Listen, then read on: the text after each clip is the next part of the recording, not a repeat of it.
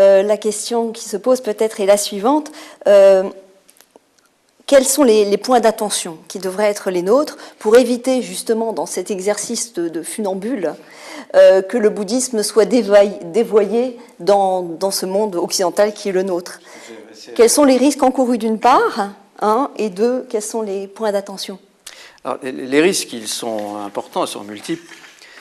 Rejoignant l'analyse faite par Françoise Bonnardel comme par Bruno Bérard, ils sont multiples. Le plus grand risque, à mon avis, et c'est celui qu'on rencontre immédiatement, c'est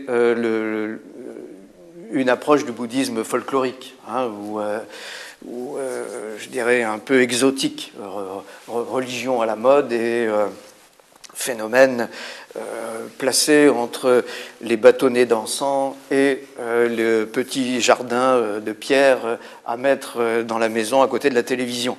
Ça me semble être peut-être le premier risque, le plus important, mais c'est celui qui finalement est le plus répandu aujourd'hui. C'est un risque visible. Est-ce qu'il y a des risques invisibles? Bien sûr qu'il y a des risques invisibles. Je vais y venir. C'est peut-être les pires. Oui. Bien sûr. Les plus pernicieux. Alors, le deuxième risque serait sans doute de se contenter d'une importation du bouddhisme en s'évitant la peine d'une réinterprétation et de véritablement introduire, de la même manière qu'on a introduit Aristote au XIIIe siècle à l'intérieur de la perspective de la métaphysique chrétienne, il faut réintroduire les grands penseurs que j'ai pu citer à l'intérieur de la perspective de la réflexion philosophique. D'ailleurs, si un terme peut me faire sursauter, c'est celui de distinguo du point de vue de la pensée et de la métaphysique entre Occident et Orient. C'est absurde, ça n'a pas de sens. Il n'y a pas de penseurs orientaux, de penseurs occidentaux. Il y a la métaphysique au sens ou la philosophie au sens universel du terme. Chaque fois que l'homme questionne, et je rejoins volontiers Bugeaud de ce point de vue-là, chaque fois que, dans son magnifique ouvrage, Langue pense-t-elle, chaque fois que l'homme questionne, chaque fois qu'il s'interroge sur ses origines, sa destination et sa situation actuelle, il est dans l'exercice de la pensée. Donc l'Inde pense, l'Asie pense, le monde pense, l'Afrique pense. Il n'y a pas un domaine réservé qui soit celui de la pensée pour un petit cercle d'élite qui aurait accès à l'interrogation et au domaine du questionnement. Donc, de ce point de vue-là, le risque invisible, il est celui-là. C'est-à-dire de dire, ce sont les penseurs bouddhistes.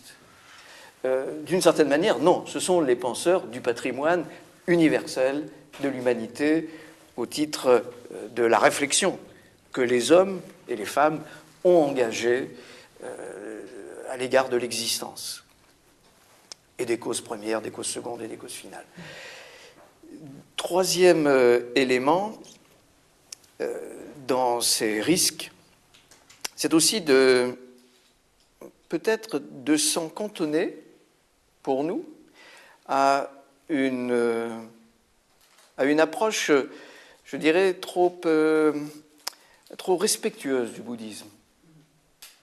Et je dirais lui accorder statut. Je ne dis pas qu'il ne faille pas protéger les éléments menacés de par les crises politiques, évidemment. Mais je crois qu'il faut faire attention, nous, en tant qu'Européens, dans notre regard que nous avons vis-à-vis de ces structures, de ces institutions, qui sont fort respectables, qui sont dignes je dirais, d'une grande vénération, eu égard à l'histoire et à l'histoire qu'elle représente. Mais ce n'est pas notre histoire. Et si nous nous rendons incapables d'en faire notre histoire, eh bien, nous ne pourrons jamais incorporer la pensée qui est au cœur de la sagesse, mise en œuvre par le Bouddha dans, je dirais, le premier discours du parc des gazelles, la mise en œuvre de la roue de la loi. Si nous en restons à une attitude contemplative à l'égard des traditions du bouddhisme, aussi respectables soient-elles, eh bien, nous ne parviendrons jamais à pénétrer l'essence intérieure, véritable du bouddhisme. Donc, ce risque, vous parliez d'invisibilité, il est peut-être le plus grand. Et il nous faut être audacieux par rapport à cette pensée. Il faut oser l'appréhender, se l'accaparer et intervenir sur elle pour la réapproprier, parce qu'elle nous appartient au titre de l'histoire générale. Elle n'est pas cantonnée et elle n'est pas la propriété d'une zone géographique particulière, ni d'une histoire particulière, ni même de l'histoire du bouddhisme. Elle excède toutes ces catégories, et je dirais qu'elle ne deviendra nôtre que lorsque nous oserons mettre en œuvre ce risque intellectuel, spirituel et de sagesse à l'égard de cette pensée extraordinaire à de nombreux égards. Alors concrètement... Mais de ce point de vue, je suis tout à fait d'accord avec vos analyses. Je dirais que ce que vous avez formulé en premier, ce premier risque, je pense que c'est celui de la gadgetisation qui est le propre de l'Occident. L'Occident postmoderne a une aptitude infinie à gadgetiser les produits les plus raffinés de toutes les traditions spirituelles et culturelles. Et ça, il faut quand même bien reconnaître que c'est une véritable catastrophe, puisque tout est récupéré et vidé de sa substance spirituelle, et je dirais même que c'est un exercice qui est revendiqué. Réifié, comme réifié, absolument. Et transformé en un business. Tout à fait. Donc, gadgetisation, ça je suis absolument d'accord, je crois que c'est un risque absolument colossal. Par rapport à ce que vous disiez, il me vient à l'esprit cette comparaison qui m'a souvent frappée entre la dévotion des populations bouddhistes de tradition et la dévotion des Occidentaux.